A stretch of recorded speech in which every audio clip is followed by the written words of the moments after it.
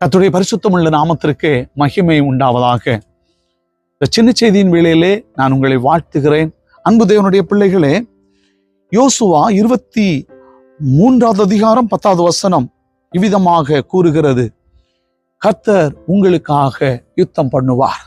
ஆம், நமக்காக பரிந்து பேசும் மனிதர்களை நாம் பார்க்க முடியாது.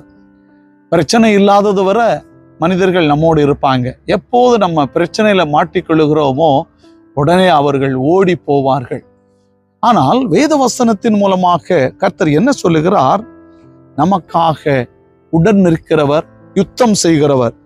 உங்களில் ஒருவன் 1000 பேரை துரத்துவான், உங்கள் தேவனாகிய கர்த்தர் உங்களுக்கு சொன்னபடி அவர்தாமே உங்களுக்காக யுத்தம் பண்ணுகிறார். ஆம், எனக்காக யார் பரிந்து பேசுவார்கள்?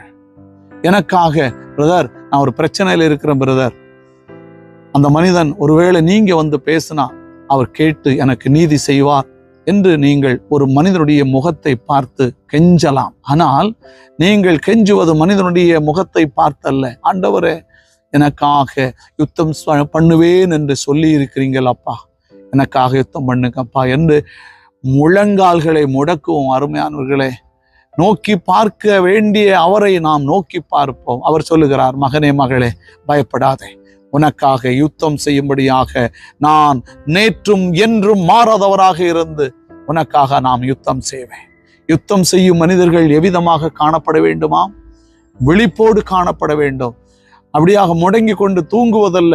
எதிரிகள் வந்து தாக்கி விடுவார்கள். நம்முடைய வாழ்வை தாக்காதபடி நாம் தூங்கினாலும் கண்ணுறங்காது கண்மணி போல காத்து யுத்தங்களை அவர் தடுத்து நிறுத்தும் கர்த்தாதி கர்த்தா நமக்காக வெளிப்போடு நமக்காக யுத்தம் பண்ணுவேன் என்று சொல்லி உங்களை தேற்றுகிறார். உங்களுக்காக அவர் யுத்தம் பண்ணுவார். உங்களை அவர் வாழ வைத்து அவர் ஆசீர்வதிப்பாராக. ஆமென்.